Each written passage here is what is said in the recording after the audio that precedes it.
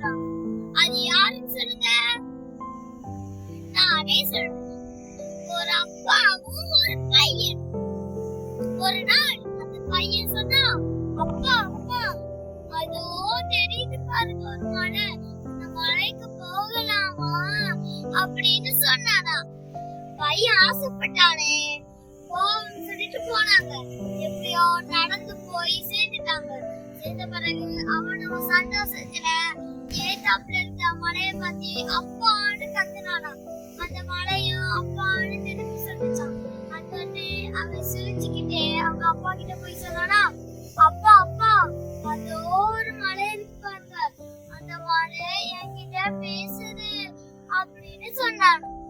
அவனும் சிரிச்சுக்கிட்டே அந்த மலைக்கிட்ட போய் சொன்னானா, போடா லூசு அப்படின்னு சொன்னானா. அந்த மலையும் அவனை பத்தி போடா லூசு அப்படின்னு சொல்லிச்சான்.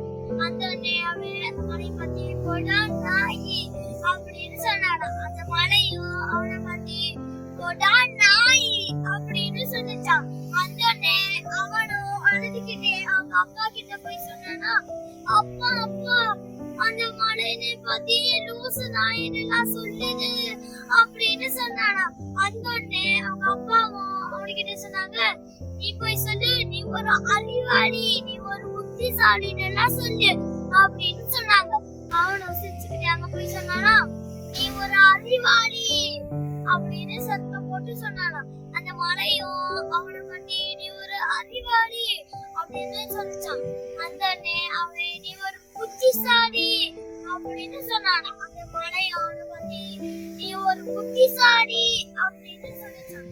அந்த அவன் சிரிச்சுக்கிட்டே அவங்க அப்பா கிட்ட போய் சொன்னானா, அப்பா அப்பா அந்த மலை என்னைய பத்தி நீ ஒரு அறிவாளி, நீ ஒரு புத்திசாலின்னு எல்லாம் சொல்லுது அப்படின்னு சொன்னானா. அந்த அவங்க அப்பா சொன்னாங்க, நீ நல்லத பேசினா நல்லதுதான் நடக்கும், நீ கெட்டத பேசினா கெட்டதுதான் நடக்கும், நீ நல்ல செடிகளை வளர்த்தா நல்ல கனிகள் தான் தரும், நீ விஷ செடியை வளர்த்தா விஷக்காய் தான் தரும் அப்படின்னு சொன்னாங்க. அவனும் அப்பா நானும் நல்லது பேசுறான், நல்லது தானே நடக்கும் அப்பா அப்படின்னு சொன்னானோ. அவங்க அப்பா சொன்னாங்க, ஆமா நடக்கும், நல்லதுதான் நடக்கும் அப்படின்னு சொன்னாங்க.